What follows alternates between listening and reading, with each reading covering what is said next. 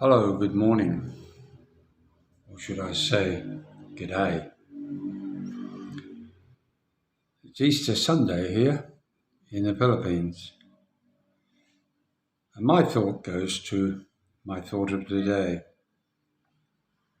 A lot of, a lot of conversation here in the Philippines is about families. What are families? What is the real meaning and purpose of a family? You have to look at the Philippines as a historical place occupied by the Spanish to try and get your head around the idea of what the Philippines is and families are. Just like in the Spanish days of history, uncles, aunts, cousins, nephews, they're different from those in the West, even though they're in fact coming from Spain, a part of Europe, which is really the West. But here in Asia, it took on a different direction in the sense that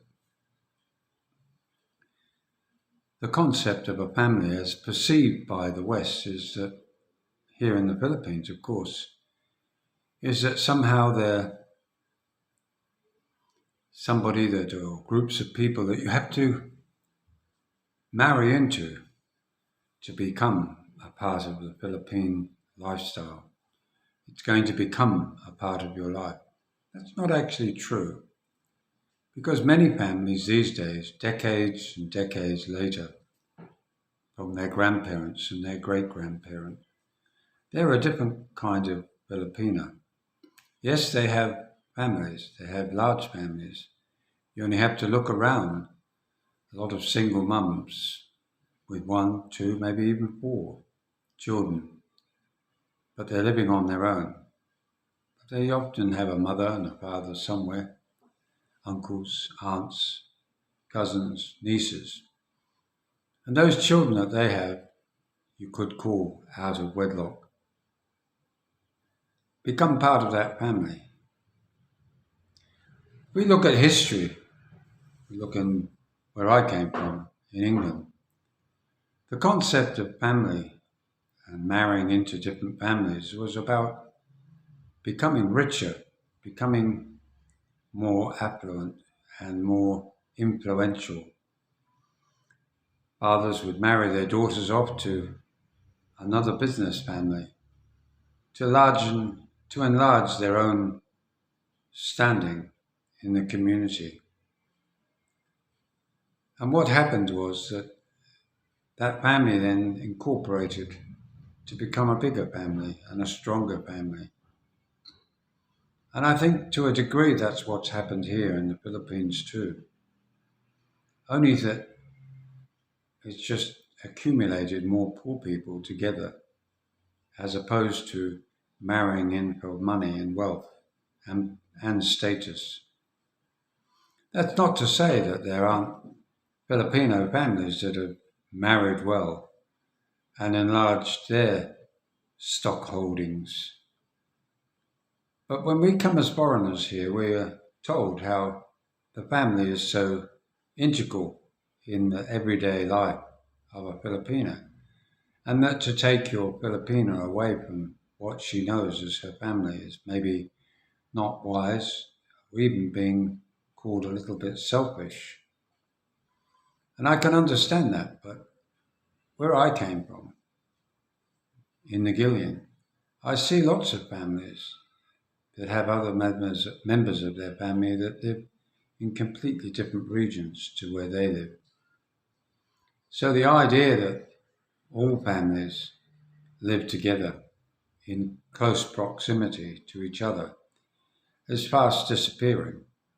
Sure, in the provinces where you're way hours, maybe even a day away from a big city, a good day, 10, 12-hour trips, you will find families that still have compounds where uncles and aunts, cousins and nieces all live around each other. But in the more modern groups of people that form those families, even in the province, many of them travel overseas, never to return except for holidays and reunions. And therefore they become splintered from the rest of the day-to-day activities of their siblings.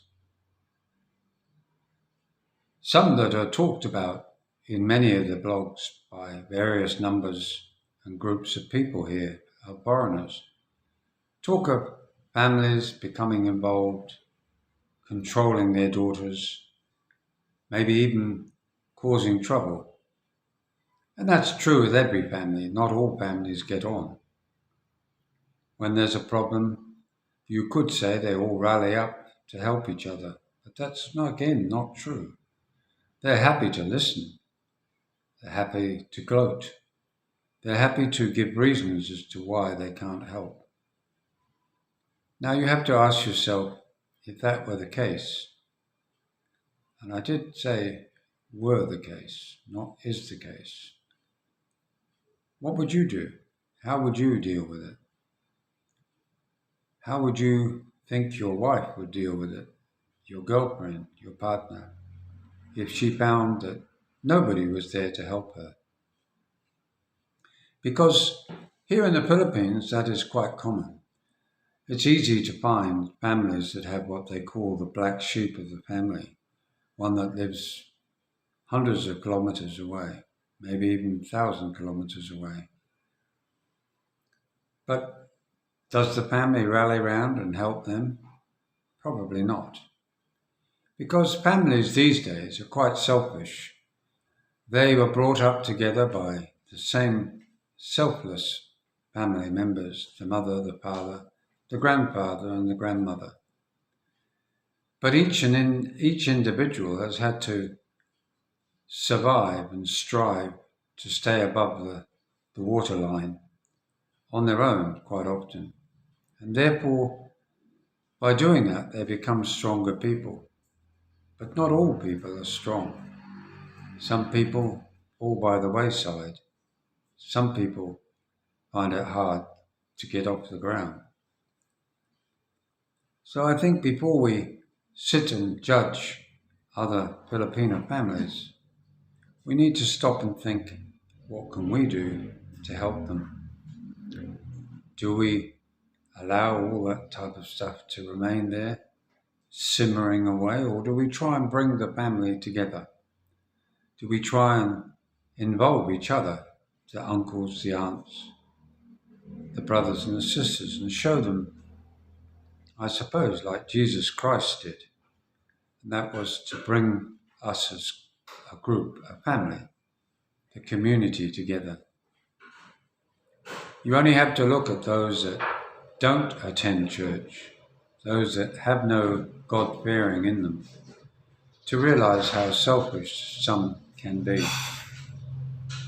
But when it's obvious that a family member is in strife, is in difficulty, we need to remember, what would we feel if we were abandoned by our family, the so-called Filipino family? Would we survive? Would we be able to find a way out of the problem? I hope we would, with a bit of help from those around us. And I think that we all need to remember that when we marry or live or have a Filipina, it's our duty to ensure that we do the best for her. And if we don't, what kind of a person really are we? After all, we often have the answer that they can't grasp. We have a unique experience of standing on the outside, looking in, whereas they're in the middle, looking out, wondering how will we solve our problems of the future? Just my thought for the day. If you like this video, don't forget to like, share and subscribe. And we'll catch you later. Have a happy Easter. Bye now.